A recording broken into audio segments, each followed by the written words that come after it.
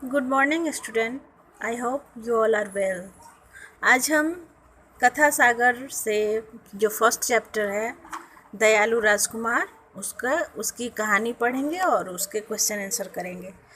तो सबसे पहले मैं इसकी कहानी आप लोगों से को बताती हूँ।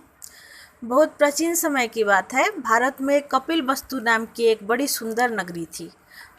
उस समय राजा सुद्धोधन वहाँ राज करते थे। सुद्धोधन बड़े धार्मिक और न्यायप्रिय राजा थे। उनके यहाँ पुत्र का जन्म हुआ जिसका नाम सिद्धार्थ रखा गया। मतलब कपिल वस्तु नाम की एक नगरी है जहाँ के जो वहाँ के एक राजा हैं सुद्धोधन, वो बहुत धार्मिक हैं और न्यायप्रिय हैं। उनसे प्रजा बहुत खुश होती है। फिर क्या होता है कि उनके यहाँ एक पुत्र का उनको पुत्र रत्न की प्राप्ति होती है। जब सिद्धार्थ, और उसका नाम क्या रखा गया है? सिद्धार्थ। जब सिद्धार्थ बड़े हुए तो एक बार वे मंत्री पुत्र देवदत्त के साथ धनुष बाण लिए घूम रहे थे। संध्या का समय था, सूर्य अस्त हो रहा था, आकाश में लाली छाई गई थी। बड़ा मनोहर दृश्य था। पक्षी आकाश में उड़े जा रहे थे। सहसा सिद्धार्थ की दृष्टि दो राजहंसों पर पड़ी और देवदत्त से बोले, देखो भाई, ये कितने सुंदर पक्षी हैं। देखते ही देखते देवदत्त ने कान तक खींचकर बाण चलाया और उसमें से एक पक्षी को घायल कर दिया। पक्षी भूमि पर गिरकर छटपटाने लगा। सिद्धार्थ ने आगे बढ़कर उसे अपनी गोद में ले लिया और पुचकारने लगा। देवदत्त ने अपना शिकार हाथ से जाते देख सिद्धार्थ से कहा कि इस पर मेरा अधिकार है, इसे मैंने मारा है। सिद्धार्थ ने राजहंस के सिर पर हाथ फेरते हुए कहा कि बेशक तुमने इसे मारा है, परंतु मैंने इसे बचाया है, इसलिए यह पक्षी मेरा है। दोनों मंत्री, जो राजा के दरबार के मंत्री थे, उनका पुत्र जिसका नाम देवदत्त था, सिद्धार्थ और देवदत्त दोनों शाम के समय बाहर बगीचे में टहल रहे थे। वहीं उनकी नज़र दो राजहंसों पर पड़ी, दो राजहंसों पर।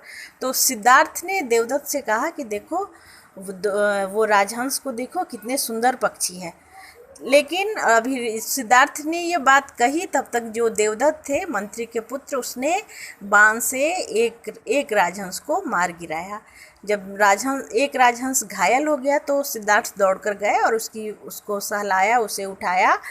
और तब देवदत्त बोले कि नहीं, इसे मैंने मारा है, यह पक्षी मेरा है। तो सिद्धार्थ बोले कि बेशक तुमने इसे मारा है, लेकिन मैं इसे बचा रहा हूँ, मैंने इसे बचाया है, इसलिए यह पक्षी मेरा है।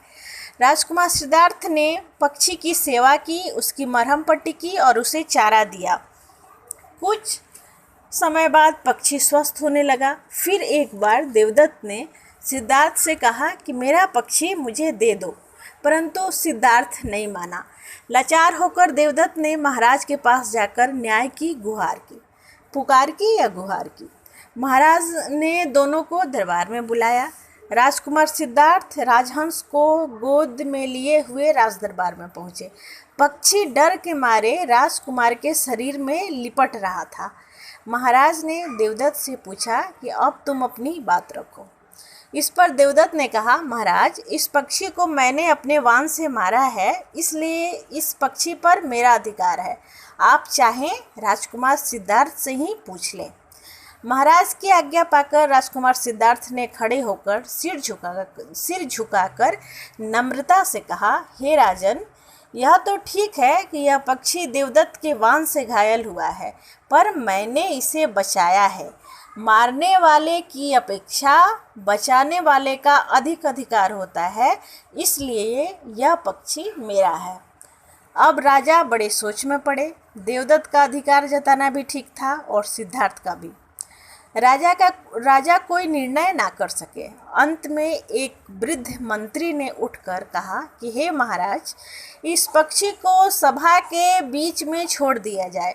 दोनों कुमार बारी बारी से इसे अपने पास बुलाएं। पक्षी जिसके पास चला जाए उसी को दे दिया जाए। यह विचार सबको पसंद आया। अब पक्षी को सभा के ठीक बीचों बीच में छोड़ दिया गया। एक कोने पर सिद्धार्थ खड़े हुए और दूसरे कोने पर देवदत्त। पहले देवदत्त की बारी थी।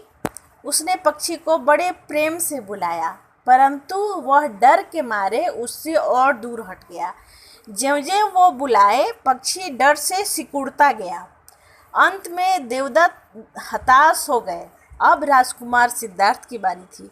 ज्यों ही उन्होंने प्यार भरी आंखों से पक्षी की ओर देखकर हाथ फैलाया और उसे बुलाया, त्यों ही वह धीरे धीरे चलता हुआ अपने बचाने वाले की गोद में आकर बैठ गया। हंस सिद्धार्थ को दे दिया गया। कुमार सिद्धार्थ उस पक्षी की दिन रात सेवा करने लगे। कुछ दिनों बाद राजहंस पूर्ण स्वस्थ होकर उड़ गया। जानते हो ये राजकुमार सिद्धार्थ कौन थे? यही बाद में राजपाट छोड़कर गौतम बुद्ध के नाम से प्रसिद्ध हुए, जिन्होंने अहिंसा का पाठ सारे संसार को पढ़ाया।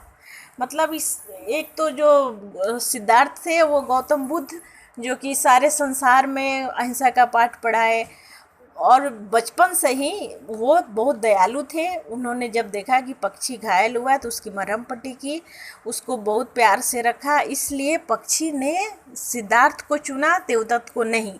ये कहानी से हमें यह शिक्षा मिलती है कि हमें किसी को परेशान नहीं करने चाहिए, किसी को कष्ट नहीं देना चाहिए, किसी को दुख नहीं देना चाहिए, और जो बचाने वाला होता है वो हमेशा ही मारने वालों से बड़ा होता है।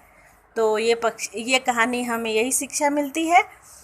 ओके, तो इसका क्वेश्चन आंसर और मीनिंग सबसे लास्ट में है। ये कथा सागर के सबसे लास्ट पेजेस जब खोलोगे तो उसमें मीनिंग्स हैं, इसे तुम लोग याद कर लेना। और क्वेश्चन है, मैं आंसर अभी भेज दूँगी। Okay, thank you, bye.